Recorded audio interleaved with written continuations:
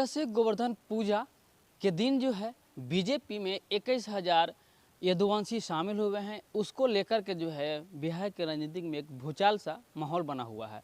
और हम अभी यही जानने के लिए कांग्रेस से एमएलसी हैं डॉक्टर समीर कुमार सिंह, इनसे हम बातचीत करेंगे कि आखिर जो कल एम वाई समीकरण को लेकर के जिस तरह से वाई को एक तरह से बीजेपी एक तरफा करने में लगी हुई है, क्या वह कमियां जो है पूरा कर पाएगी आने वाले चुनाव में या नहीं, यही सब हम चर्चा करने के लिए मेरे साथ जुड़ चुके हैं डॉक्टर समीर सिंह। सुनिए क्या कुछ कह रहे हैं। गोवर्धन पूजा के दिन जो है इतनी भारी तादाद में जो है यदुवंशी शामिल हुए हैं बीजेपी में, आपकी क्या राय है एम वाई समीकरण के बारे में, क्या बताएंगे सर? देखिए, जहाँ तक यादव समुदाय का सवाल है तो आज भी 99% तो हम मान के चलते हैं कि उसका नेता लालू यादव जी ही है। और धीरे धीरे यादव समुदाय के लोग लालू जी के बाद तेजस्वी जी को भी नेता के रूप में स्वीकार कर चुके हैं। ये भारतीय जनता पार्टी में अपनी साख बनाने के लिए, दिखलाने के लिए कुछ यदुवंशी नेता हैं जो प्रयासरत हैं ताकि मोदी जी और अमित शाह के नज़र में अपना उपयोगिता साबित कर सके। इसी के लिए ये आयोजन हुआ था। और आपने तो देखा होगा कि गोवर्धन पूजा के नाम पर लोगों को बुलाया गया, और जब मीडिया वालों ने इंटरव्यू लिया, कहा कि आप लोग भाजपा ज्वाइन कर लिए, कहा कि नहीं, भाजपा से हमको कोई लेना देना नहीं है, हमको तो गोवर्धन पूजा के नाम पर बुलाया गया था, यहाँ आए तो पता चला भाजपा ज्वाइनिंग हो रहा है। तो ये तो सब झूठ है और कहीं इसमें दम नहीं है। एक सिर्फ अपने नेतृत्व को ठगने के लिए कुछ भारतीय जनता पार्टी के यादव नेताओं ने ऐसा षड्यंत्र किया जिसमें पार्टी को धोखा देने का काम वो लोग कर रहे हैं।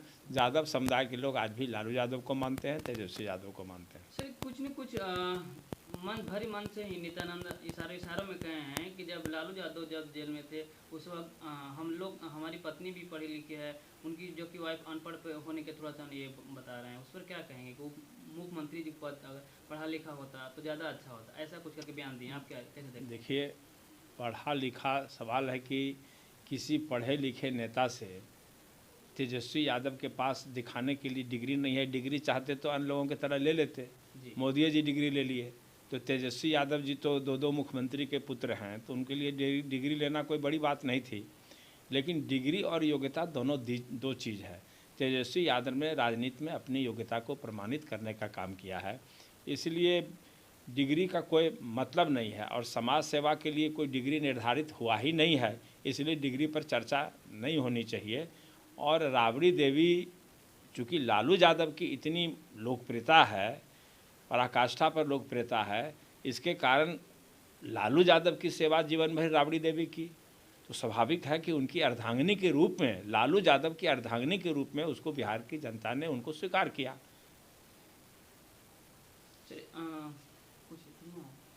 एक चीज़ और, सम्राट चौधरी जी साफ साफ कह रहे हैं कि बिहार में दारू बंद है, कागजात पे बंद है, लेकिन इनको फ़ोन करिएगा आपका घर पे पहुंच जाएगा। बताइए इस पर क्या कहेंगे सर?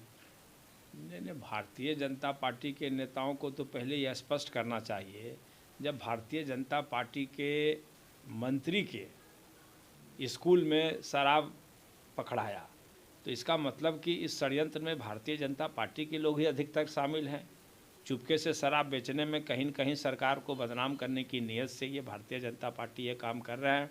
जो पकड़ा रहे हैं, आखिर बीजेपी के लोग क्यों पकड़ा रहे हैं, ये तो ये भी गहन छानबीन का विषय है। इसलिए भारतीय जनता पार्टी के नेताओं को बोलने का कोई चेहरा नहीं है। बीजेपी कह रही है कि 2024 से पहले महागठबंधन यानी इंडिया गठबंधन में बड़ी टूट होने वाली है।